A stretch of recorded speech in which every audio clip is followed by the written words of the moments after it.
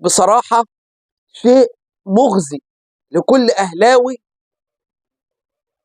يعني احنا أول مرة نشوف اللي احنا بنشوفه ده.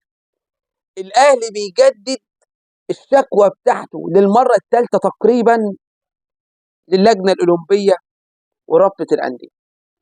بيقولوا له الأهلي بيقول لهم إيه بقى؟ أنا بعت لكم مستند جديد. مستند جديد في إيه؟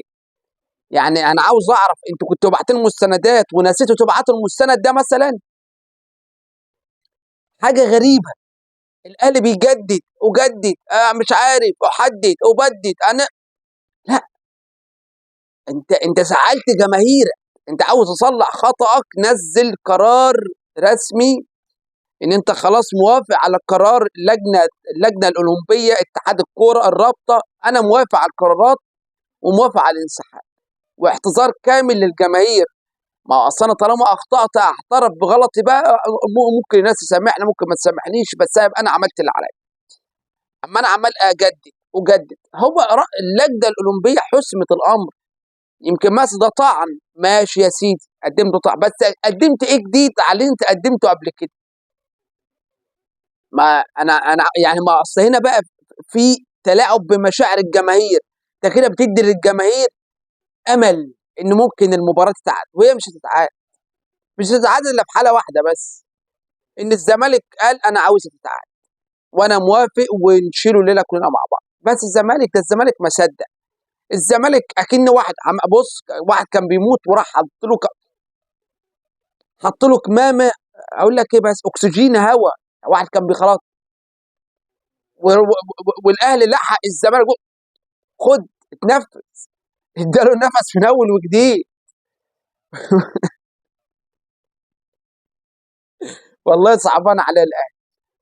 انت بتدي نفس للزمالك وبترجع تاخده منه تاني، بتقول له معلش دي النفس اديته لك. انتوا احنا مخمسه في سجاره ولا يا جماعه؟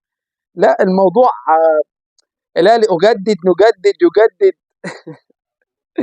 والله العظيم الموضوع محزن لجماهير النادي الاهلي. وبصراحه انا مش حابب اشوف جماهير النادي الاهلي ولا جماهير نادي الزمالك فرحانه بجماهير النادي الاهلي. هتلاقي الاثنين بقى عمالين يردوا على بعض، ده حزين وده فرحان ان ده حزين. فاحنا وصلنا في لمرحله ليفل شين قوي، شين خالص يعني. الله المستعان اللي احنا بنشوفه. وما اعرفش بقى اللي هيتم بعد كده ايه. يمكن يكون في حاجه احنا مش عارفينها، هم بيدرسوا الحوارات دي. يمكن يكون في قرار اساسا لاغيينه دلوقتي، بس ما تعرف، ما حدش يقدر يتكلم غير لما بقى اللجنه اللي طلع ترد تاني على النادي الاهلي.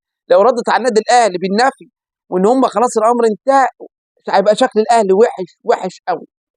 انا في طبيعه فيديوهاتي بحب في نهايه الفيديوهات اشارك، اقول يا جماعه لو شايف ان قرار النادي الاهلي قرار صحيح، بتدخل في التعليقات هنا بتكتب على فكره قرار الاهلي صحيح 100% في انسحابه من البدايه.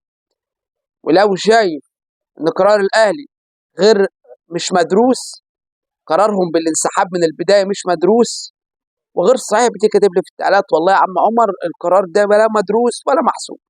التعليقات انا فاتحها للناس عشان تشارك برايها وتقول اللي في سافي. يلا التعليقات مفتوحه، شارك برايك وقول القرار ده مدروس صحيح ولا مش صحيح، الاهلي اخطا من البدايه ولا ما اخطاش من البدايه. التعليقات مفتوحه عندك، قول اللي نفسك فيه.